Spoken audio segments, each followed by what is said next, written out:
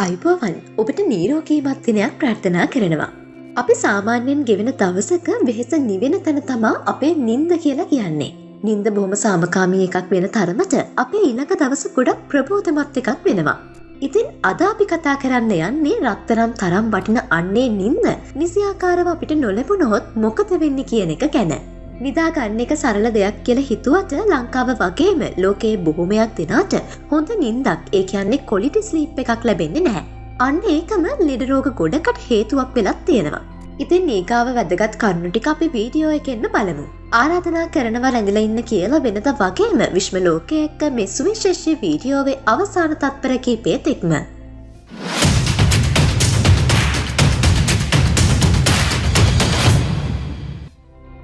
නිින්ද අඩුවෙන එකේ පළ විපාක කතා කරන්න කලින් අපි බලමු අපි නිදාගන්න නිින්ද හොඳ නිින්දක්ද නැද්ද කියලා කියන්නේ කොහොමද කියලා.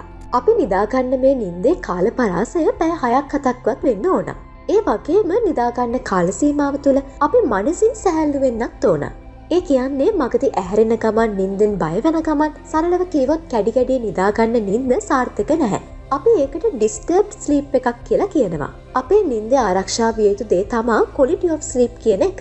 ඉතින් නිින්ද මදි වුණොත් අපිට මොනව වෙයිද?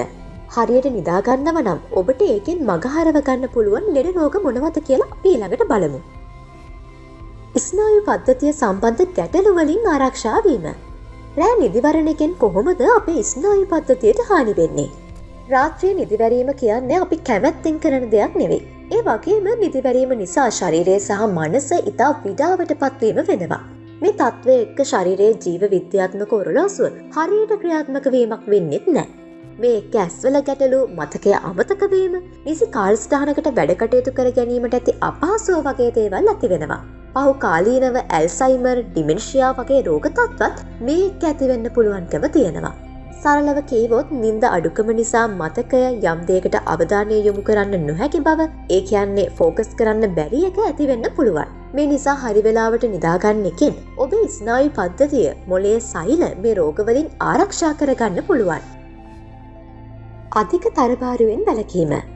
ශරීරය අධික තරබාරුවෙන් යුතුයි කියලා නිදිමරාගෙන කල්පනා කරන ඔබ දන්නවද? නිින්ද මදිකමත් ඔබේ තරබාරුවට හේතුවක් කියලා.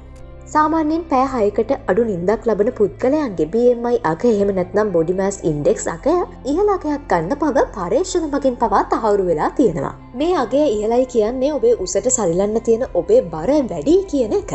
නිින්ද අතරතුරේදී ඔබේ ශරීරයෙන් ආහාර දිරවීමට අවශ්‍ය වන හෝමෝන ශ්‍රාවය සිදු කරනවා. මේ හෝමෝන මගින් ආහාර නිසි ලෙස ජීර්ණය කිරීම, ශක්තිය නිපදවීම සහ ග්ලූකෝස් නිසි ලෙස යාමනය සිදු කරනවා.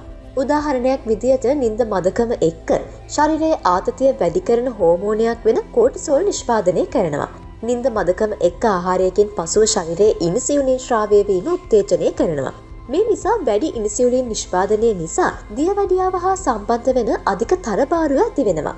මේ නිසා නිසි පැය ගණන සුවපහසු නිින්දක් ලබන එකෙන් මේ ගැටලුවෙන් ඔබට බේරෙන්න පුළුවන්කම තියෙනවා. හෘදයාබාධ ඇතිවීමෙන් වැළකීම. නිින්ද නැහැ හෝ බාධාකාරී නිින්දක් ලැබෙනවා කියන්නේ ඒක නිසා ඔබේ ඊළඟ දවසමත් ඉතා වෙහෙසකර එකක් වෙනවා කියන එක. සාමාන්‍යයෙන් නිින්ද නොයන පුද්ගලයෙක් නිදිවැරීම එක්ක පත්වන ආතතිමය තත්ත්වය එක්ක ඔහුගේ ආතති මට්ටමත් ඉහළ යන්න පටන් ගන්නවා. මේ එක්ක ඒ පුද්ගලයාගේ රුධිර පීඩනය වැඩිවීමකුත් වෙනවා.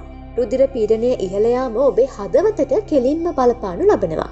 රාත්‍රියේ නිදිවැරීම එක්ක පසුදිනයේ ඉතා අපහසුවෙන් ඉන්න අයෙක් බොහෝ විට කාර්යබහුල බවත් එක්කම මේ වගේ හදවත් රෝගවලට ගොදුරු වීමේ අවදානමක් තියෙනවා. ඒ වගේම තමයි අපි කතා කරපු වැඩි රුධිර පීඩන තත්ත්වය නිසා ඒක බලපාන්නේ මුළු ශරීරයේම ක්‍රියාවලීන් වලට. නිතරම රුධිර පීඩනයේ ඉහළ මට්ටමක තිබීම නිසා වකුගඩු, මොළය ඇතුළු බොහෝ අවයව වලට හානි වීමක් සිදු වෙනවා. ඉතින් මේ නිසා නිින්ද කියන දේ අනික් කිසිම දෙයක් නිසා නැති කරගන්න එපා. නිින්ද කැප කරන එකෙන් ඔබ තවත් ලෙඩ ගොඩක් ඔබේ ශරීරයට එකතු කරගන්න එක තමයි සිදු කරන්නේ. අක්මාවේ රෝග තත්ත්ව ඇතිවීමෙන් වැළකීම. නිින්ද සහ අක්මාව අතර තියෙන ඉතා විශාල සම්බන්ධතාවයක්. අපේ ශරීරය ඇතුලේ ස්වභාව ධර්මයා විසින් නිර්මාණය කරපු පුදුමාකාර ඔරලෝසුවක කටු කැරකෙනවා. මෙන්න මේ ඔරලෝසුව බටහිර විද්‍යාව හඳුන්වන්නේ බයොලොජිකල් ක්ලොක් එකක් කියලා. ඔබේ ශරීරයේ තියෙන බොහෝ අවයව සහ ඉන්ද්‍රියන්ගේ ක්‍රමානුකූල පැවැත්ම තීරණය කරන්න මේ ඔරලෝසුව වැදගත් වෙනවා. ඉතින් මේ බයොලොජිකල් ක්ලොක් එකෙන් තමයි ඔබේ නිින්ද ගැන තීරණය කරන්නේ.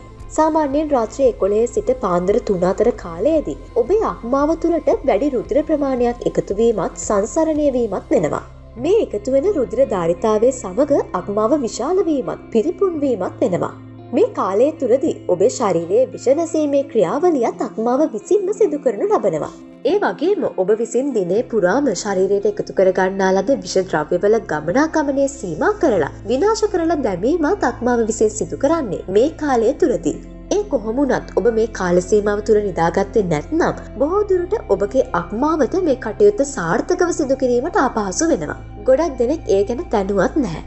ඔබ රාත්‍රී 11 සිට පාන්දර 3 දක්වා නිදාගත්තොත් අක්මාව සඳහා පැය 4ක ප්‍රමාණවත් කාලයක් විෂ නැසීමේ ක්‍රියාවලිය සඳහා ලැබෙනවා. මේ කාලය අඩු වුණොත් මේ ක්‍රියාකාරීත්වය ඒ විදිහට වෙන්නේ නැහැ. ඉතින් ඔබ පාන්දර 3ට නිදාගත්තොත් ඇත්තටම ඔබගේ ශරීරයට අහිතකර විෂ ද්‍රව්‍ය නැසීමට අක්මාවට කාලයක් ලැබෙන්නේ නැහැ. ඒ වගේ අවස්ථාවක අපගේ ශරීරය තුළ අහිතකර දේවල් විෂ තත්වයන් එකතු වෙන්න පටන් ගන්නවා. ඉතින් ඔබ ප්‍රමාද වී නින්දට යන බොහෝ දෙනාට කෙතරම් ප්‍රමාද වෙලා පසුදින අවදි වුවත් ඉතාමත් තද තෙහෙට්ටු ගතියක් දැනෙන්නේ අන්න ඒ නිසයි. ඉතින් වර්තමානයේ හැදෙන අක්මාව ආශ්‍රිත බොහෝ රෝගවලට මේ තත්ත්වය හේතුවක් වෙන්නේ ඉඩකඩ තියෙනවා. ඒ වගේම විෂද්‍රව්‍ය ශරීරයේ එකතු වෙන එකෙන් චර්ම රෝග ආදී බොහෝ රෝග තත්ත්වයන් ඇති වෙන්න පුළුවන්කම තියෙනවා. මේ නිසා සුවබර නින්දකින් අක්මාව ආරක්ෂා කරගෙන ඔබටත් ලෙඩ නොවී ඉන්න පුළුවන්කම තියෙනවා. වකුගඩු රෝගවලින් ආරක්ෂා වීම. ගොඩක් දෙනෙක් හිතන්නේ අපි කන බොන කෑම වලින් විතරයි අපේ වකුගඩු වලට ලෙඩ රෝග එන්නේ කියලා. අපි මොනතරම් ගුණදායක කෑම වර්ග ගත්තත් තේරුමක් නැහැ අපේ නිින්ද කියන දේ හරියට අපිට ලැබෙන්නේ නැත්නම්. නිින්ද අඩුවීම එක්ක අපි ගෙවන ජීවිතයේ අධික පීඩනයක් ආතතියක් එක්ක තමයි ගෙවන්නේ. නිදාගත යුතු කාලයේ ඇහැරලා ඉඳලා අවදි වීම ප්‍රමාද කළත් දහවල් නිින්දක් ලැබුවත් ඒ නිින්දේ ප්‍රගතිය එහෙම නැත්නම් quality of sleep කියන එක ගන්න බෑ. එතකොට මේ නිින්ද නොයාම එක්ක අපිට දැනෙන වෙහෙස සහ ආතතිය එක්ක රුධිර පීඩනය ඉහළ යාමක් සිදු වෙනවා. අපේ වකුගඩු වල වෘක්කාණු හරහා රුධිරයේ පෙරීම සිදු වෙනකොට ඒ පීඩනය වැඩි වීමත් එක්ක වකුගඩු හානි වීම ආරම්භ වෙනවා. අධික රුධිර පීඩනය දීර්ඝ කාලීනව තියෙන පුද්ගලයෙක්ගේ වකුගඩු දුර්වල වෙන්නේ අන්න ඒ නිසා. ඉතින් Tamanගේ වකුගඩු ආරක්ෂා කරගන්න නම් පැය 6ක 8ක සුවබර රාත්‍රී නිින්දක් ලබා ගන්න එකෙන් ඔබට අනාගතයේ හැදෙන්න තියෙන වකුගඩු රෝගයකින් ආරක්ෂා වෙන්න පුළුවන්කම තියෙනවා. නිින්ද හරියටම ලබා ගන්න නම් නිින්දට පැය භාගයකට පැයකට කලින්වත් ඔබේ දුරකථන පරිගණක තිර රූපවාහිනී තිර ආදියන් ඉවත් වෙන එක සිදු කරන්න ඕන. අපි නිින්දට ගියා කියන්නේ නිදාගත්තා කියන එක නෙවෙයි. ඇස්වල විඩාව නිවිලා නිින්ද පහසුවෙන් ළඟාවීම අනිවාර්යයෙන්ම සිදුවිය යුතු දෙයක් වෙන්නේ අන්න ඒ නිසයි. ඒ වගේම රාත්‍රියට සැහැල්ලු ආහාරයක් ගන්න. ආහාරය හොඳින් ජීර්ණය වෙන එකත් ඔබට සුවබර නිින්දකට මඟ පාදනවා. විදුලි එළි නැති අඳුර වටපිටාවෙන් යුත් සුවපාසු කාමරයක් නිින්දට යොදා ගන්න. ඒ වගේම ඔබ හැමදාම නිදාගන්න එකම කාල වේලාවක් භාවිතා කරන්න. එතකොට ඒ වෙලාව ලන් වෙනකොට ඔබේ ශරීරය දන්නවා මේ තමයි නිදාගන්න වෙලාව කියලා. ඒකෙන් අදහස් කෙරෙන්නේ අනික් වැදගත් වැඩ හා සමානව නිදා ගන්නත් කාලසටහනක් ක්‍රියාත්මක කරන එක ඔබේ නිරෝගීමත් බවට හේතුවක් කියන එක. ඉතින් මේ කාරණා ගැනත් අවධානය යොමු කරලා ඔබේ නිින්ද සුවපහසු සහ ප්‍රයෝජනවත් ආයෝජනයක් බවට පත් කරගන්න. අද විශ්ව ලෝකයේ තුලින් අපි ඔබට අරගෙන ආවේ නිින්ද හරියටම නිදා ගන්න එකෙන් ඒක අනාගත ආයෝජනයක් වෙලා ඔබේ ලෙඩ රෝග සුවපත් වෙන විදිය ගැන. නිදාගන්නේ කම්මැලියෝ කියලා කීවට හරි නිින්දක් ලබන එකෙන් ඔබට රුවන් නිරෝගී පුද්ගලයෙක් වෙන කමන්ම වැඩදායී කාර්යක්ෂම පුද්ගලයෙකුත් වෙන්න. එහෙමනම් ආයෙමත් දවසක මේ වගේම ඔබේ නිරෝගී සෞඛ්‍යයට වටිනා සුවිශේෂී වීඩියෝවකින් නැවත හමු වෙනතුරු ඔබට සුව ආයුෂ සපිරි දිනයක් වේවා.